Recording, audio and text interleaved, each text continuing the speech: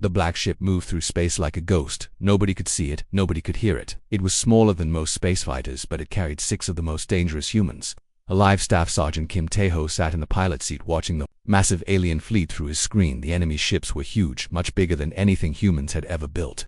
They looked like metal monsters with sharp edges and glowing red lights. The smallest one was bigger than Earth's biggest battleship. 3 months ago, Earth had detected these aliens coming toward their solar system. The military leaders had called an emergency meeting. They needed to know what they were dealing with, so they sent the best team they had. Kim Tae-ho and his 5 soldiers was not like other soldiers he had been fighting since he was 18 years old. He had been in wars in places most people never heard of. He never got scared. He never gave up. When other soldiers said something was impossible, Tae-ho found a way to do it anyway. Next to him sat Corporal Park Jin-woo, the team's computer expert. Jin-woo could break into any computer system in the galaxy. He made alien technology work like human technology. He could make their own weapons, shoot at them if he wanted to. Jin-woo had been hacking computers since he was 12 years old. Now he was 25 and there was no system he could not crack. In the back of the ship privately, Soo-jin was cleaning her rifle. Soo-jin was the best shot in the entire human military. She could hit a target from so far away that most people could not even see it with their eyes. Her rifle was special. It could shoot bullets faster than regular guns. It could punch through alien armor like it was made of paper. Soo never missed, not even once. Privet Nam Hoseok was working with his explosives. Hoseok loved making things explode. He knew exactly how much explosive to use to destroy a door or blow up a building or disable a spaceship without killing everyone. Inside, Hoseok could make a bomb out of almost anything he once destroyed, an enemy base using only kitchen supplies. Private Choi Minho was their doctor and scientist. Minho knew everything about biology and chemistry. He could make medicines that would heal wounds in minutes. He could also make weapons that would make enemies sick or sleepy or confused. Minho was quiet but very smart. He always found ways to solve problems that seemed impossible. Pilot Young Yoonji was their pilot and mechanic. Yoonji could fly anything that had engines. She could also fix anything that was broken. She made their ship invisible to alien sensors. She kept all their equipment working perfectly. Yoonji never met a machine she could not understand. For 3 months they had been watching the alien fleet. The aliens called themselves the Vakari. They were big reptile creatures with scales and sharp teeth. They had conquered 73 different worlds. They killed entire species just because they could. The Vakari had a simple way of fighting. They would arrive at a planet with hundreds of warships. They would destroy all the military forces from space. Then they would land armies and kill everyone who was still alive. They had never lost a battle. They had never even had a difficult feat. Ho watched Admiral Vexstar on the alien command ship through their stolen video feeds. The alien admiral was tall and covered in dark green scales. He had yellow eyes that glowed in the dark. His voice sounded like rocks grinding together when he spoke. The alien was looking at pictures of Earth on his screen. He was pointing at major cities like New York and Tokyo and London. The alien officers around him were nodding and making notes. They were planning to destroy every human city from orbit. Vexstar was telling his officers that humans were primitive and weak. He said Earth would be conquered in one day. He said humans had no real weapons and no real armies. He was wrong, very wrong. Jin-woo had been inside the alien computer systems for weeks. He had learned their language. He had studied their technology. He had found all their weaknesses. The aliens thought their computers were secure, but Ging-woo had been reading their private messages like they were newspapers. The aliens had destroyed 47 intelligent species in the last 200 years. They did not just conquer planets, they wiped out entire civilizations. They kept records of every species they had killed. They were proud of being genocidal monsters. Soo-jin had been watching their military movements through her scope. She had identified every important ship in their fleet. She knew where their commanders lived. She knew which ships carried their most important weapons. She had already picked out her first dozen targets. Seok had been studying their ship designs. He knew exactly where to place explosives to cause maximum damage. He had already built special bombs designed to exploit weaknesses in alien hull construction. He could disable their biggest ships with devices smaller than a lunchbox. Minho had analyzed alien biology from medical records Jin-woo had stolen. The aliens were tough, but they had weaknesses. Minho had already created several biological weapons that would affect only aliens. They would not hurt humans at all, but they would make aliens very sick or very confused. Doinji had been mapping their patrol routes and communication networks. She knew exactly how their ships moved through space. She knew when they changed guard duty. She knew where their blind spots were. She could fly their invisible ship anywhere in the alien fleet without being detected. The Vakari Third Fleet had 127 warships. It carried over 300,000 alien soldiers. It had enough firepower to destroy entire planets. It was commanded by experienced officers who had conquered dozens of worlds. Earth Military Command had told Tae-ho and his team to observe and report. They were supposed to study the aliens and send information back to Earth. They were not supposed to fight. They were definitely not supposed to attack an entire alien fleet with just 6 people. But Tae-ho looked at his team and saw something the aliens would never understand. He saw humans who had spent their entire lives learning how to fight impossible battles. He saw soldiers who had never accepted defeat even when defeat seemed certain. He saw people who got more dangerous when the odds were stacked against them. The aliens thought they were dealing with a primitive species that had barely learned to fly in space. They thought humans were weak because their technology was not as advanced. They thought this would be another easy conquest like all the others. They were about to learn why humans had survived every disaster their planet had thrown at them. They were about to discover why humans had fought their way to the top of Earth's food chain despite being smaller and weaker than most predators. They were about to find out what happened when you threatened the home of the most stubborn species in the galaxy. Tejo looked at each of his team members and smiled. It was not a nice smile. It was the smile of a predator who had found prey, a smile of someone who was about to do something that would change history. The smile of a human who had decided that some aliens needed to learn a very important lesson. The Vakari Empire had conquered 73 worlds, but they had never fought humans before. They had never faced a species that turned every disadvantage into an advantage. They had never met enemies who got more creative the more desperate the situation became. 6 humans against 300,000 aliens. The odds were impossible, but then again humans had never been very good at accepting impossible odds. Admiral Vextar stood on the bridge of his flagship watching Earth grow larger on the main screen. The blue planet looked peaceful and defenseless just like all the others he had conquered.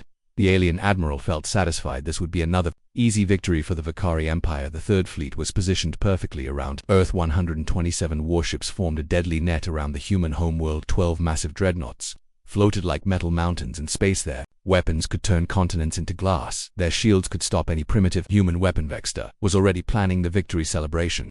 He would broadcast the destruction of human cities to every world in the Empire. Other species would see what happened when they resisted Vakari rule. Fear would keep them in line for another century. The alien admiral opened communication channels to all his ships. His voice echoed through every bridge and command center in the fleet. Today, we add another world to our empire. He announced these humans are even more primitive than our last conquest. Their largest weapons cannot even reach. Space Commander Zilkan nodded in agreement from his position at the tactical station. Sir, our sensors show no significant military installations. The humans appear to have only basic planetary defenses. We can begin bombardment immediately. Livingstar was about to give the order to begin the attack when something impossible happened. The dreadnought Iron Fist suddenly exploded in a brilliant flash of white light. The massive ship broke apart like a toy. Its reactor core had somehow overloaded despite having 7 different safety systems. Every alien on every bridge stared in shock at the expanding cloud of debris where their most powerful warship had been. The Iron Fist was supposed to be indestructible. It had survived battles against entire planetary defense fleets. Now it was gone in less than 3 seconds before anyone could understand what had happened. To more ships suffered catastrophic system failures. The cruiser Dark Talon lost all power and began spinning out of control. The frigate Bloodwing started firing its weapons randomly at other Vakari ships. Report, screamed Vec at his bridge crew. What is happening to my fleet, Commander? Zilkan was frantically checking his instruments. Sir, we are detecting massive system infiltrations across the entire fleet. Someone has breached our quantum networks and is causing cascade failures in our primary systems. The alien commander could not believe what he was seeing. Every screen showed the same impossible data. Their most secure military networks were being taken apart by an unknown enemy. Their own computer systems were turning against them high above the Chaos Park. Jinwoo sat in the invisible human ship typing commands into his modified laptop. For 3 months he had been quietly inserting backdoors into every Vakari system. Now all his hidden programs were activating at once. Jinwoo had studied alien computer architecture until he understood it better than the aliens themselves. He had found weaknesses in their security that the Vakari did not even know existed. Their quantum encryption was actually easier to break than human systems. The young hacker made the navigation computers on 5 ships point them toward each other. The massive vessels collided in slow motion. Their shields sparked and failed as they scraped against each other, metal tearing an atmosphere venting into space. On another ship, Jinwoo activated the fire suppression system and filled the bridge with foam. The alien officers slipped and fell, unable to see their controls. He made their life support systems play human music so loud that the crew could not hear orders. Meanwhile, Lee Soo-jin had positioned herself on a small asteroid with a perfect view of the alien fleet. Her special rifle was already loaded with armor-piercing rounds that moved at incredible speed. The scope showed her exactly where to aim for maximum damage. Soo-jin had spent weeks studying the alien ship designs. She knew where their communication arrays were located. She knew where their navigation systems were housed. She knew exactly which shots would disable a ship without destroying it completely. The sniper took aim at the command cruiser Crimson Death. Her first shot punched through the ship's shields like they were made of paper. The bullet destroyed the main communication relay. Instantly, the ship went silent, unable to contact the rest of the fleet. Her second shot hit the dreadnought Stonehammer right in its primary sensor array. The massive ship was suddenly blind, unable to see what was happening around it. The crew inside panicked as their screens went dark. Sujin worked methodically, moving from target to target. Each shot disabled a critical system on a different ship. She never missed. Every bullet found its mark with surgical precision the aliens had never seen. Shooting like this, Nam Hoseok had spent the last 3 months attaching small explosive devices to 17 different alien ships. The bombs were tiny, but they were placed in exactly the right locations to cause maximum damage. Hoseok had studied Vakari hull construction and found structural weaknesses the aliens did not know about. Their ships were strong, but they had pressure points where a small explosion could cause catastrophic failure. The demolitions expert triggered all his devices. Simultaneously, 17 ships suffered hull breaches at the same moment. Emergency bulkheads slammed shut as atmosphere rushed out into space. The damaged vessels listed helplessly, unable to maneuver. The explosions created a chain reaction of panic and confusion. Ships that were not damaged began firing at shadows, thinking they were under attack by invisible enemies. The Vakari fleet started shooting at each other in their fear and confusion. Young Yoonji piloted the human stealth ship through the chaos like a dancer moving through a storm. She flew between the massive alien vessels, so close that she could see the aliens looking out their windows trying to spot her. The human pilot knew exactly where every enemy ship would be because she had been tracking their movement patterns for months. She slipped through their defensive formations like smoke, appearing and disappearing before they could react. Tunji delivered Choi Minho to 3 different alien ships where the medic deployed his biological weapons. The devices released airborne agents that were harmless to humans but caused temporary paralysis in alien mist. Alien crews found themselves unable to move or think clearly. Their elite warriors became helpless passengers aboard their own ships. The paralysis was not permanent, but it lasted long enough to take entire crews out of the battle. Within 2 hours, the mighty Vakari Third Fleet was in complete chaos. Over 30 ships had been destroyed or severely damaged. Communication between vessels was impossible.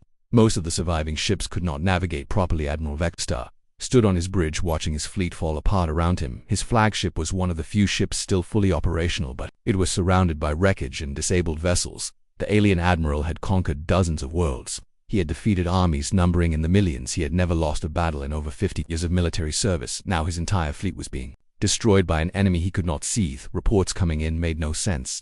Ships were being attacked by weapons that fired faster than their sensors could detect. Enemy forces were somehow appearing inside their defensive perimeters without being spotted by any surveillance system. Most disturbing of all, the attacks showed signs of detailed knowledge about Vakari technology and tactics. The enemy knew exactly where to strike for maximum effect. They knew which systems to target to disable ships without destroying them. Vexstar realized with growing horror that his fleet was not just being attacked, it was being systematically dismantled by someone who understood Vakari military doctrine better than most Vakari officers. The Third Fleet had been reduced to a collection of crippled ships floating helplessly in space. The invasion of Earth had become a disaster of unprecedented proportions, and somewhere in the darkness 6 humans were just getting started. The remaining Vakari ships tried to form defensive positions, but Taeho and his team had no intention of letting them recover. What followed was 3 days of the strangest warfare the galaxy had ever seen. The humans turned space itself into their hunting ground. Yong Yoon-ji flew their invisible ship like it was part of her own body. She appeared behind enemy formations, delivered crushing attacks, and vanished before the aliens could even turn their weapons toward her. The Vakari had never seen piloting like this. Their best pilots flew in straight lines and followed predictable patterns. Yoon and Ji moved like liquid mercury, flowing around obstacles that should have been impossible to avoid. She used asteroid fields as cover and flew so close to alien ships that she could see the fear in their eyes. The young pilot had studied every piece of debris in the solar system. She knew where every asteroid was located.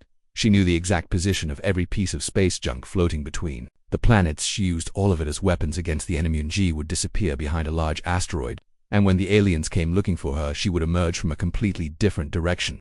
She flew through gaps between space rocks that were barely wider than her ship. The aliens could not follow her into these dangerous areas. Sometimes she would hide inside the shadow of a planet and wait for enemy patrols to pass. When they were looking the wrong way, she would strike with perfect timing. Her attacks always came from directions the aliens never expected. Lee Soo-jin had become a ghost story among the surviving Vakari crews.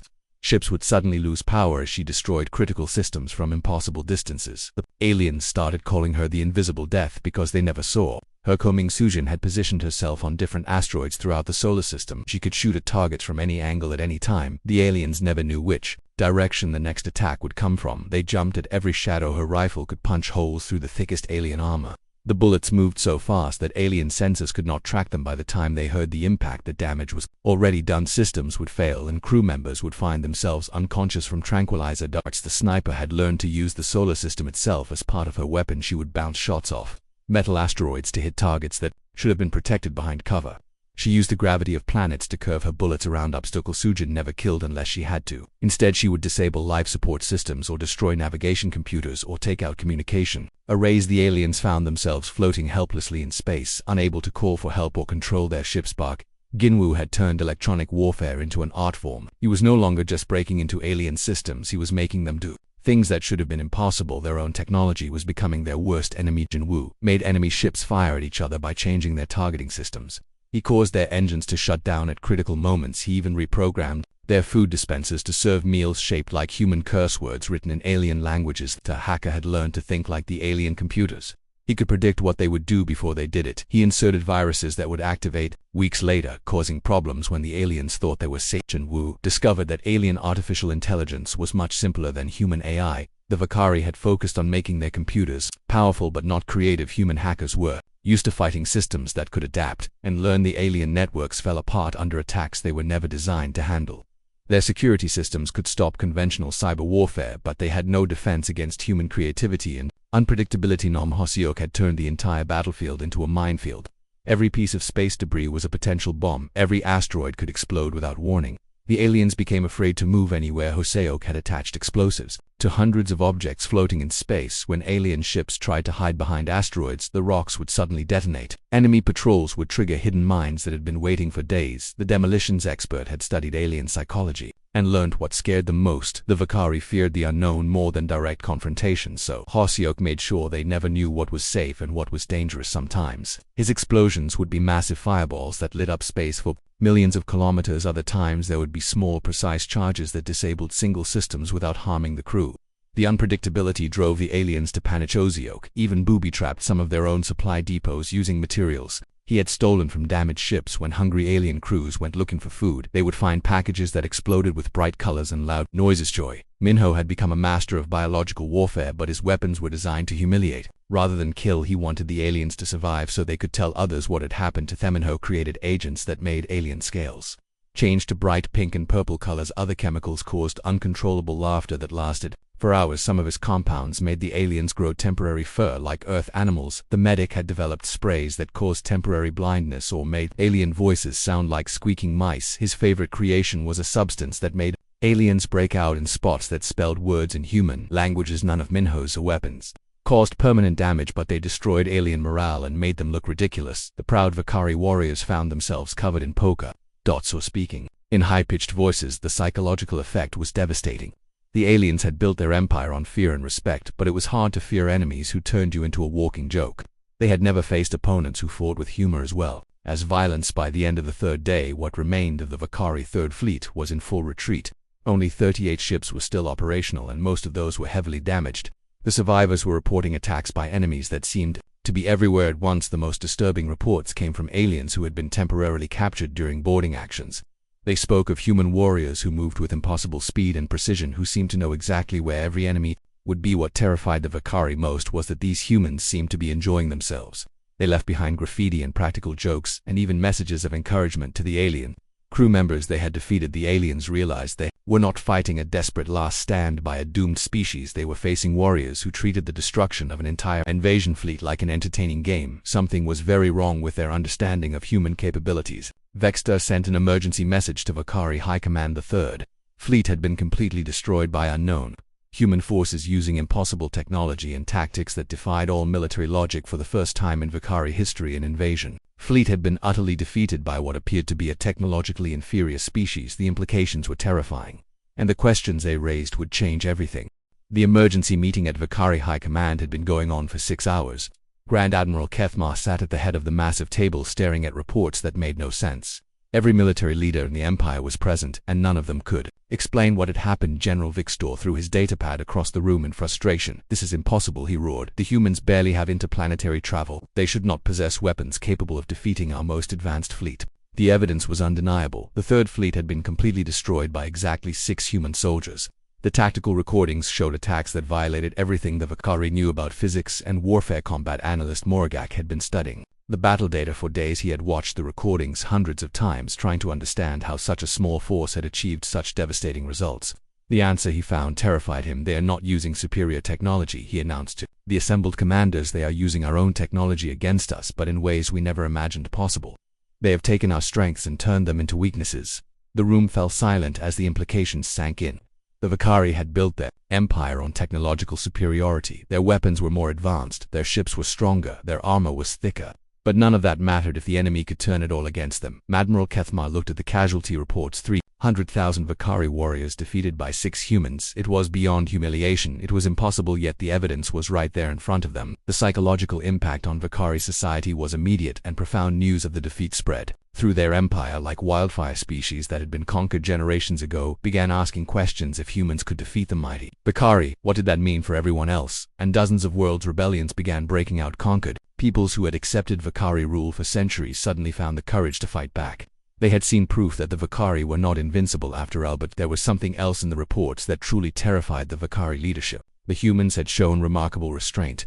Despite having the opportunity to completely annihilate the third fleet, they had chosen to disable rather than destroy. This was not the behavior of a desperate species fighting for survival. This was the measured response of a civilization that was holding back its true capabilities. The humans could have killed everyone, but they had chosen not to. Security Chief Nalvor presented the most disturbing evidence of all. The humans had somehow studied Vakari military doctrine for months before the attack. They knew exactly where to strike and exactly how much force to use. They had infiltrated the most secure networks in the Empire. They had stolen classified military information. They had observed fleet movements and tactical procedures. The level of intelligence gathering was unprecedented. How did primitive humans penetrate our most advanced security systems? Asked General Vixtor.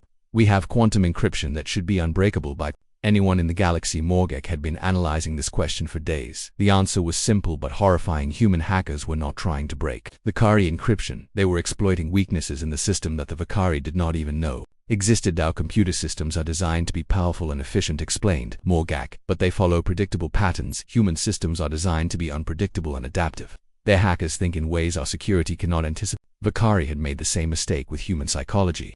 They had assumed that all intelligent species would think and fight the same way, but humans were different. They approached problems from angles that made no sense to alien minds. Admiral studied the tactical analysis again. The humans had used creativity as a weapon. They had turned routine military procedures into vulnerabilities. They had made the Vakari fleet's own size and strength work against it. If 6 of their soldiers could do this to an entire fleet, he said slowly, what could their entire military accomplish if they chose to go on the offensive? The question hung in the air like a death sentence. The Vakari had built their empire on overwhelming force, but what happened when that force met an enemy that turned strength into weakness? Intelligence. Reports from Vakari spies throughout the galaxy brought even more disturbing news. Other species were studying the human victory. They were analyzing Vakari weaknesses that had been exposed by the defeat. Some alien civilizations were already developing new military doctrines based on human tactics. The idea of small, flexible forces defeating large conventional armies was spreading like a virus through military academies across the galaxy. The Vakari realized they were facing something more dangerous than a single enemy species. They had accidentally revealed the fundamental weaknesses in their entire approach to warfare. Every future enemy would now know how to exploit those weaknesses. Communication intercepts from Earth revealed another shocking truth. The humans were not even celebrating their victory. They seemed to consider the destruction of an entire invasion fleet to be routine military business. Human military leaders were already planning defenses against possible future attacks. They were analyzing Vakari technology and developing countermeasures. They were treating the Vakari Empire like just another problem to be solved. Most disturbing of all, the intercepted communications revealed that the 6 soldiers who had defeated the Third Fleet were not elite special forces. They were a standard reconnaissance unit. The humans had sent scouts, not warriors. Admiral Kethmar realized the full horror of their situation. If a reconnaissance team could destroy their most powerful fleet, what would happen when the humans sent actual combat forces? The thought kept him awake at night. The Vakari military had been designed to fight enemies who followed the same basic principles of warfare. Large fleets fought other large fleets. Superior technology defeated inferior technology. Numbers and firepower determined victory, but humans fought differently. They used imagination as a weapon. They turned every disadvantage into an advantage. They made their enemies' own strengths work against them. They were unpredictable in ways that no military doctrine could prepare for. Intelligence reports suggested that humans had been preparing for this confrontation for months. They had studied Vakari society, culture, and military doctrine.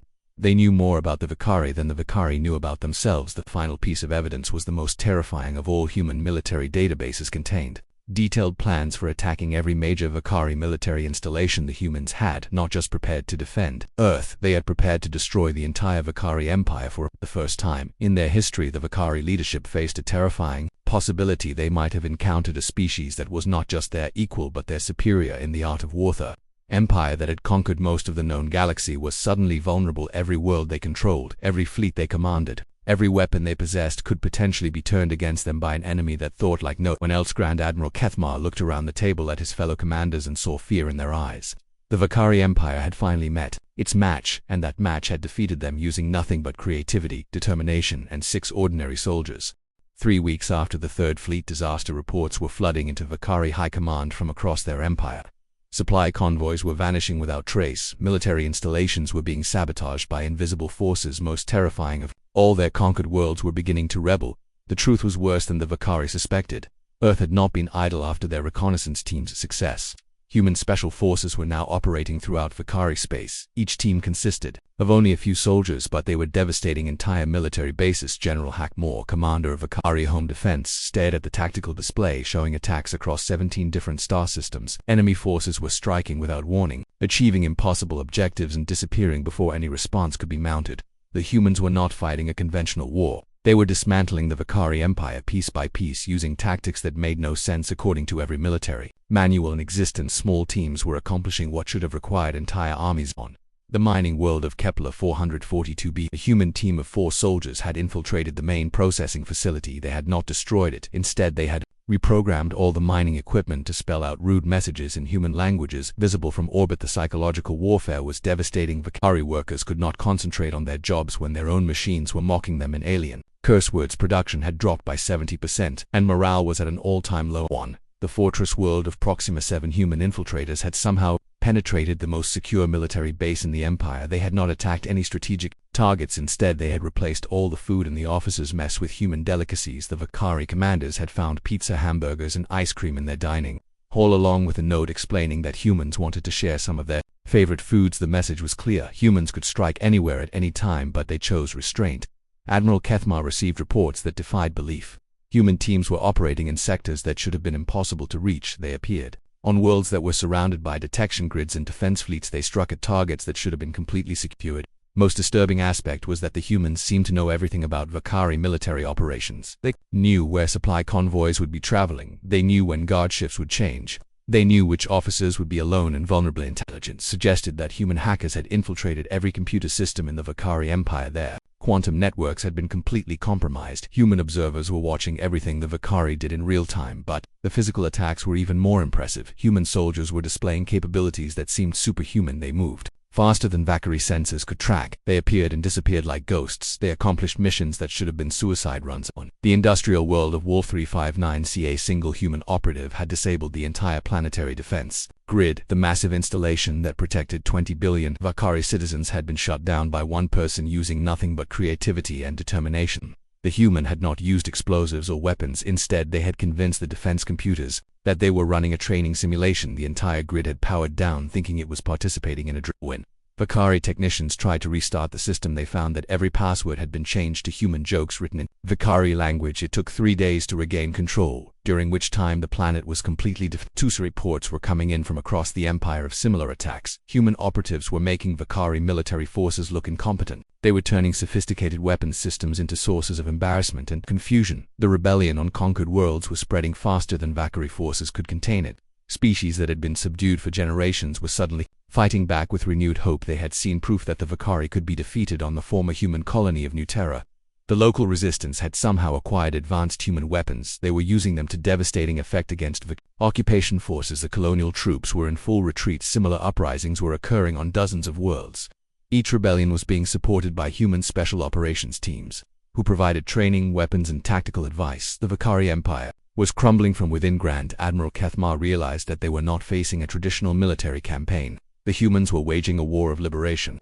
They were systematically freeing every world the Vakari had conquered. But the most shocking revelation came when Vakari intelligence finally managed to decode human military communications. The reconnaissance team that had destroyed the Third Fleet was considered routine personnel by human standards. The 6 soldiers who had humiliated the Vakari Empire were not elite special forces. They were not genetically enhanced super soldiers. They were not equipped with secret advanced technology. They were ordinary humans doing ordinary military work. Human military doctrine assumed that every citizen was a potential warrior. Every human received basic military training in school.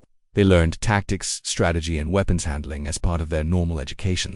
The species that had conquered most of the galaxy had been defeated by what humans considered basic military competence. The reconnaissance squad that had caused the Vakari to panic was exactly that, a reconnaissance squad, not even a combat unit. Admiral Kethmar read intelligence reports about human military capabilities. With growing horror, Earth had standing armies numbering in the hundreds of millions.